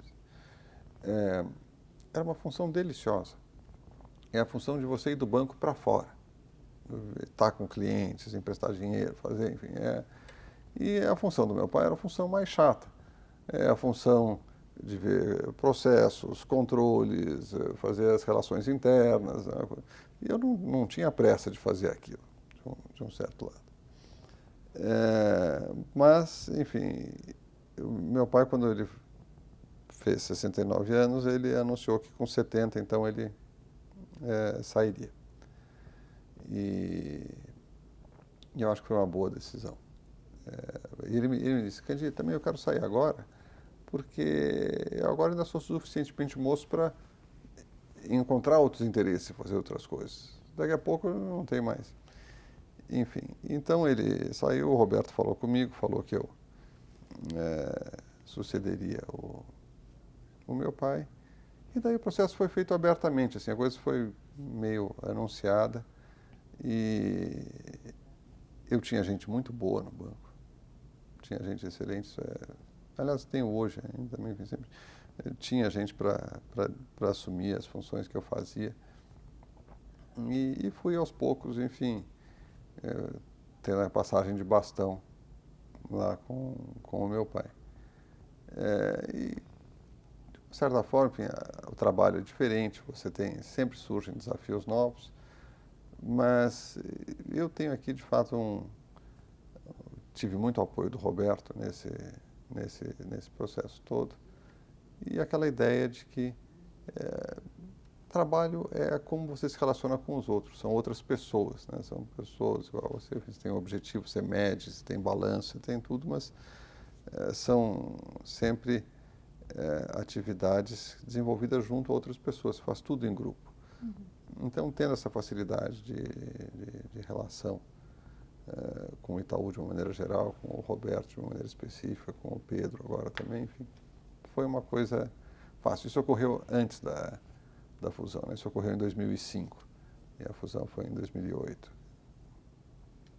E como é que foi para você esse momento, né? De fato, estar aqui e estar no lugar onde tudo começou, né? De ver aquele banco que não sabe, de participar de todo o processo, então, de alugar a primeira salinha e tal, e assumir a presidência desse Itaú BBA com outras proporções, outros desafios, num lugar que seu pai sempre teve à frente.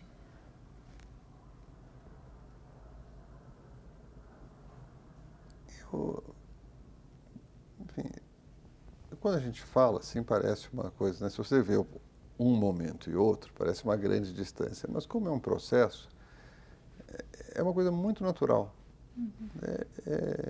Realmente, evidentemente, quando muitas vezes você se emociona de ver isso, e as pessoas dizem: puxa, né, começou aquele banco pequenininho, hoje é um banco tão grande, assim, eu fico contente, fico contente que hoje, enfim, tantas pessoas tenham a sua realização profissional, e sinto uma grande responsabilidade com isso, a sua realização profissional através desse banco, que uma parte dele começou lá, enfim, com aquele banco pequenininho, outra parte começou no Itaú, outra parte começou no Unibanco, uma pequena parte começou no Boston, até, enfim, todas as origens que se juntaram para fazer esse banco. Então, não tem dúvida que é uma coisa emocionante. Mas é engraçado, assim, de uma certa maneira, é uma coisa que está mais na cabeça dos outros do que na minha. Eu sinto que na minha é meio uma coisa de todo dia, assim, de um processo, de uma continuidade.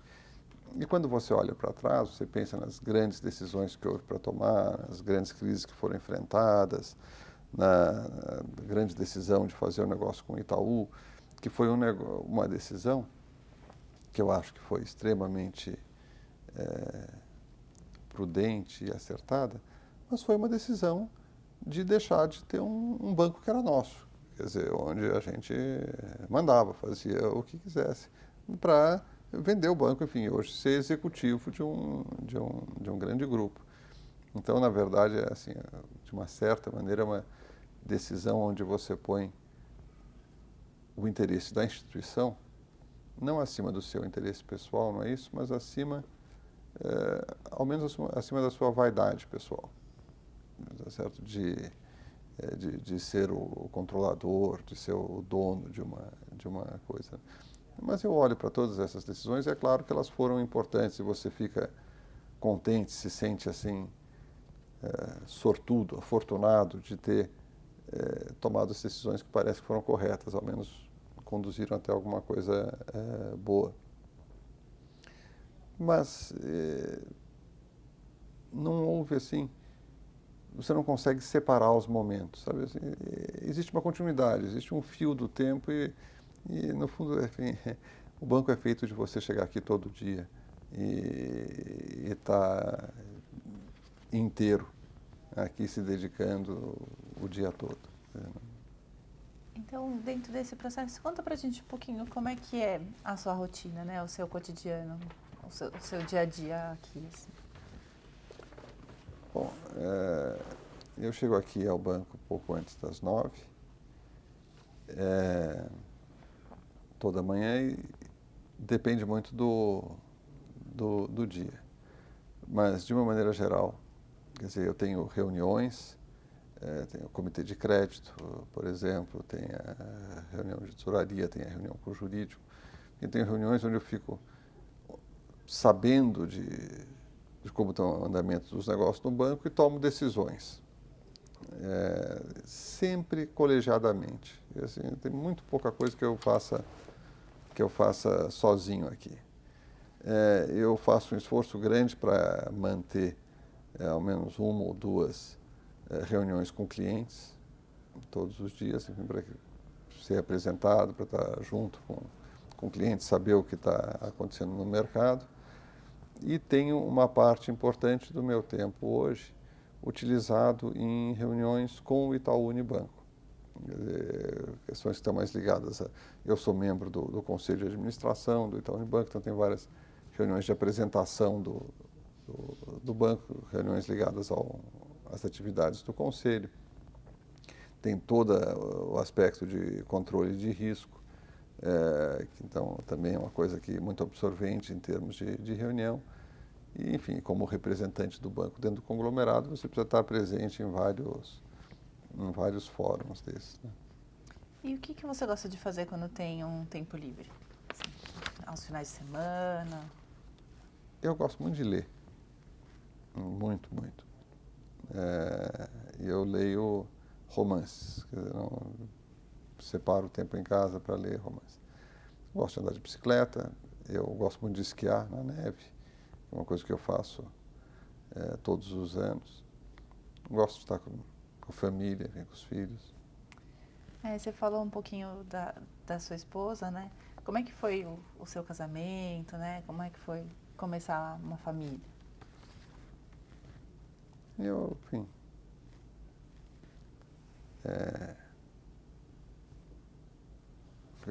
como foi meu casamento, quando começar uma família, é um sonho. É uma coisa muito boa, uma coisa que você imagina, pensa desde criança, de repente você conhece uma pessoa, você faz, você de fato vai realizando, vai vendo que é muito mais difícil do que você pensa. Enfim, tenho a enorme alegria de ter os filhos e enfim, o desafio que os filhos representam, o quanto cada um é uma pessoa individualmente e você tem que se adaptar um pouco a isso e controlar a sua ansiedade, ao mesmo tempo, enfim, poder usufruir do prazer de estar junto. Agora já tenho 2 filhos que estão grandes, enfim, uma que tem 25, um que tem 24, e o menor tem 15. Mesmo também, enfim, com a Tereza, enfim, como a vida vai mudando de fase. Primeiro você tem os filhos pequenos, aquele negócio todo que você se dedica, depois cada um vai meio criando seus interesses. A Tereza, ela é uma ambientalista, tem uma fazenda grande no Pantanal, ela tem ido muito para o Pantanal, fez um colégio interno nas margens do Rio Paraguai, que é uma loucura, que dá um trabalho imenso, mas que é uma coisa muito, muito bonita. Enfim, e também o casamento se torna, enfim, um desafio na medida em que as pessoas vão mudando e você tem que manter interesses comuns, e você tem que... Eu acho a vida muito interessante. Então, E o que foi para você ser pai, né? Então, começar a cuidar da sua filha, o que isso mudou?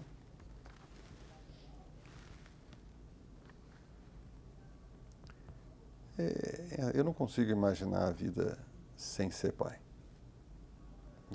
Eu acho que, de longe, é a atividade mais apaixonante que a gente tem. De longe, longe, longe na frente de qualquer outra. E apaixonante não quer dizer fácil, quer dizer, é provavelmente a mais difícil, é aquela que te dá as maiores alegrias, também te dá frustrações grandes, você precisa, enfim, te coloca muito em contato com você mesmo. Mas é uma coisa que absorve uma energia tão grande da gente, por isso que eu digo que eu não consigo imaginar a vida sem essa atividade. E hoje, que meus filhos estão crescendo, tal, enfim, que ser pai muda de figura, eu também fico pensando, puxa, como é que vai ser, o que é que vai entrar no lugar disso? Eu vou continuar sendo pai, mas vou ser pai de filhos maiores, quer dizer, que vão precisar menos de mim, se é que de fato precisam, né? Enfim, como é que você... Enfim, então, essa minha filha mais velha, enfim, eu lembro do nascimento dela, lembro com muitas saudades dela pequenininha, das diversas fases, tal, enfim. Eu acho que é uma coisa extraordinária ser pai. Então, indo para uma parte final mais avaliativa, assim, o que significa para você esse seu trabalho em banco, né?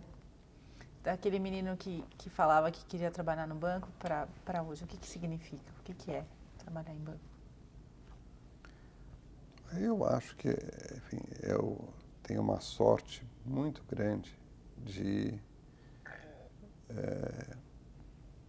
fazer uma atividade que eu gosto e que me permite ser reconhecido. Então, enfim, você gosta, você é reconhecido, você fica rico com isso, então você te permite uma série de facilidades materiais. É um desafio muito grande, continua sendo um desafio. O mercado não para, os concorrentes não param. Eu sou uma pessoa competitiva, eu gosto de ganhar. Então, enfim, eu acho muito bom você poder se realizar profissionalmente. Enfim, e para mim, trabalhar em banco tem sido essa possibilidade. É claro que você sempre fica pensando, puxa, e que outras coisas eu poderia ter feito? Que eu não fiz. Mas até isso, quer dizer, como hoje a gente se aposenta cedo, porque o que eu não fiz, quem sabe ainda posso fazer. Ser jogador de futebol não vai dar mais, eu nunca teria tido talento para ser. Mas, enfim, outras coisas mais ligadas à escrita, às artes, tal, quem sabe. Tá certo. Quais foram, então, um dos aprendizados, ou os aprendizados maiores que você teve nessa sua carreira? Alguma coisa que tenha te impactado, que ficou marcado?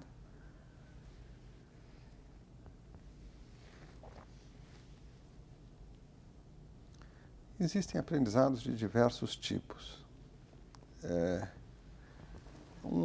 Os aprendizados ligados a recursos humanos são aqueles que, de alguma maneira, mais me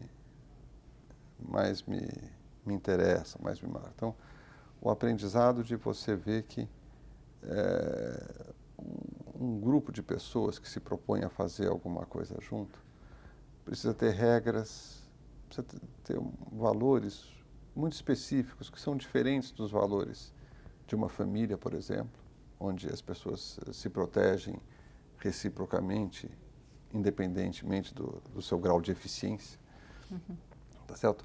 Mas que também não são como na guerra, quer dizer, que você tem que competir com o outro a qualquer custo. Não, enfim, é mais como um time de futebol, quer dizer, onde você precisa ter os melhores, é importante reconhecer os melhores, é importante reconhecer o mérito, mas muito importante trabalhar junto, muito importante saber dividir, saber distribuir o jogo, enfim.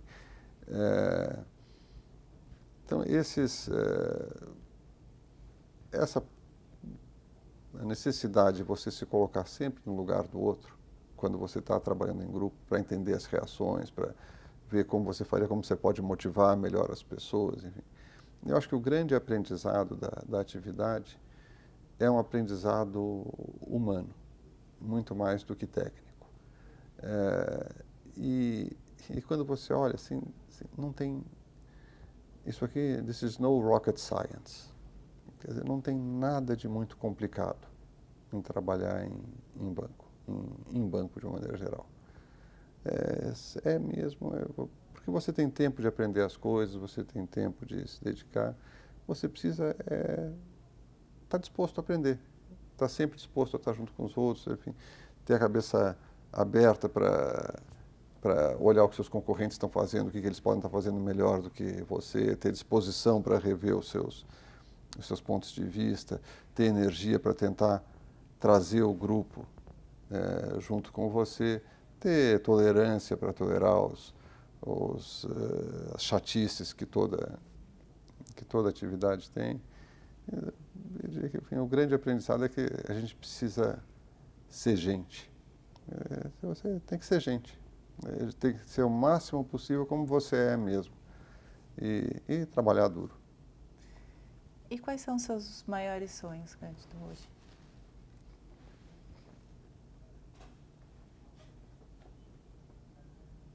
Essa é uma pergunta difícil, enfim. Eu gostaria muito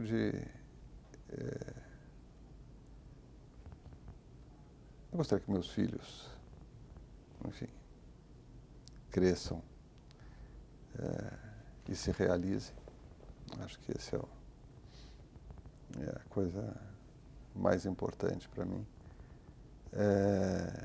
E gostaria de, na minha atividade, nas atividades que eu desempenho hoje, nas atividades que eu vier a desempenhar depois, fazer uma diferença. Fazer alguma coisa que tenha um significado para as pessoas, que seja importante para as pessoas e que também me realize. Você tem a vontade de que algum dos seus filhos siga um pouco do seu caminho?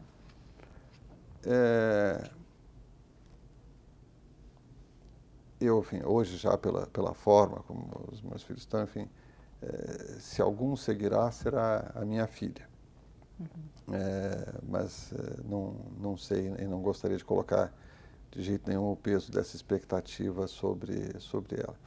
Eu acho que, enfim, é claro que eu teria gostado, mas acho que eu não tive a mesma habilidade que o meu pai teve de fazer o trabalho dele parecer tão interessante para mim. Acho que talvez não tenha sido capaz de fazer o meu trabalho parecer tão interessante para os meus filhos. O fato é que eles, enfim, desenvolveram outros interesses. O menor tem só 15 anos, é cedo para dizer, mas ele compõe raps. Quer dizer, o negócio dele me parece muito encantado com essa atividade assim. Mas, enfim, essa não é alguma coisa fundamental para mim. Enfim, que eles façam aquilo que eu faço, realmente, talvez por isso, por eu ter irmãos que fazem coisas muito diferentes, que se realizaram cada um à sua maneira, eu vou ficar muito orgulhoso deles se eles se realizarem de outra forma, profissionalmente. Tá certo. E para a gente encerrar, o que você acha dessa iniciativa de o banco resgatar a sua memória, a sua história através da trajetória dos seus colaboradores?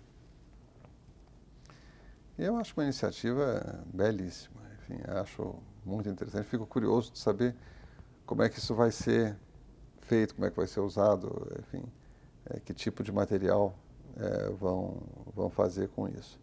Mas eu estou aqui, enfim, conversando, estou falando, enfim, pensando se algum dia isso será interessante para outras pessoas, e já estou curioso, assim, de saber o que outras pessoas terão falado, que eu gostaria de ouvir e tal. Então eu acho que é uma coisa muito bonita, né?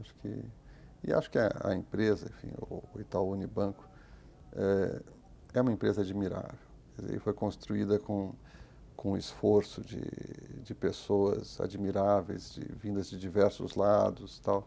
E, enfim, poder resgatar isso, acho que poder manter isso e que um dia isso possa ser resgatado, então, é muito bom. E para a gente terminar, o que você achou de ter participado dessa entrevista? Eu te disse que eu fiquei impressionado com o formato da entrevista. Eu achei que fosse uma coisa...